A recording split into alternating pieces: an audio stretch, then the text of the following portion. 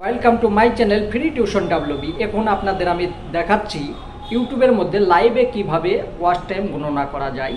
আগে যেরকম আসতো কত পার্সেন্ট দেখেছেন, তারপরে নিচে কত ঘন্টা আপনি ওয়াচ টাইম পেয়েছেন সেটা লেখা আসতো, কিন্তু এখন আসে না। এখন লোক সংখ্যা দেখায়, চার্ট দেখায়, সাবস্ক্রাইবার দেখায়, আর অ্যাভারেজ ভিউ ডাইরেকশন দেখায়, কিন্তু কত ওয়াচ টাইম সেটা দেখায় না।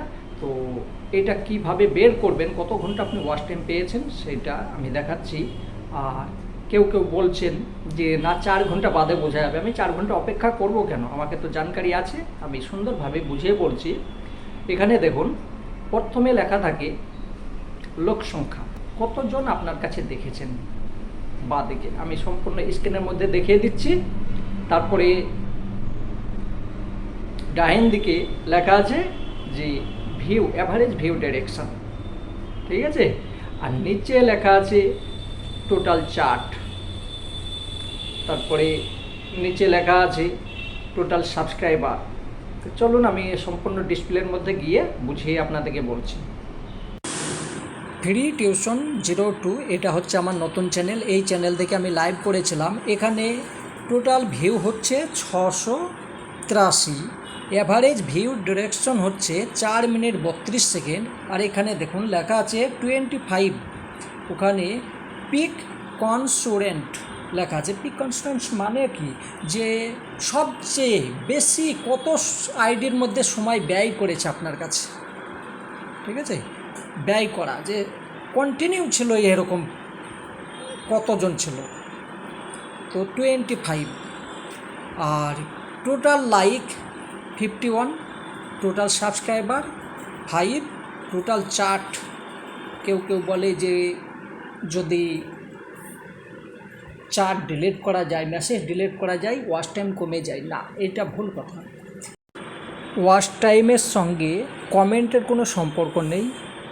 কমেন্ট যদি ডিলিট করেন, কমেন্ট ওখানে ডিলিট হয়ে যায়। তার জন্যে কেউ কমেন্ট ডিলিট করবেন না। যেটা লেখা আছে ঠিক আছে, পরে আবার সংশোধন করে দেবেন, ডিলিট করার দরকার নেই। এখন ওয়াচ টাইম কীভাবে গণনা হয় দেখেন, এখানে 683 আছে, তার সঙ্গে 4 মিনিট 32 সেকেন্ডকে গুণ করতে হবে। গুণ করে যে গুণফল হবে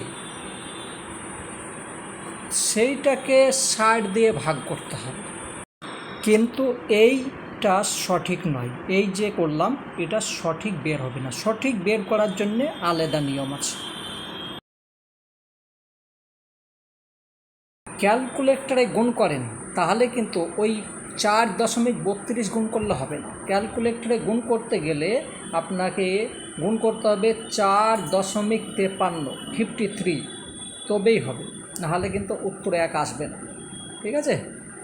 তারপরে 60 দিয়ে ভাগ করতে হবে। এটার সঙ্গে এটা গুণ করলে ভাগ এবং 60 দিয়ে ভাগ করলে মোটামুটি 51 ঘন্টার কাছাকাছি এটা উত্তর আসবে। এইটাই হচ্ছে ওয়াচ টাইম। আশা করি বুঝতে পেরেছেন। সবই তো দেখলেন, আশা করি বুঝতে পেরেছেন, আর কোনো গোলমাল হবে না। আর যদি কোনো কিছু গোলমাল হয়, আমি তো আছি আপনাদের জন্য, ঠিক আছে। কেউ চিন্তা করবেন না। হাসি মুখে সারা জীবন, একদম ছোট্ট জীবন, একদম ছোট্ট জীবন, কতদিনই বা বাঁচব। অর্ধেক জীবন তো মনে হয় শেষ হয়ে গিয়েছে।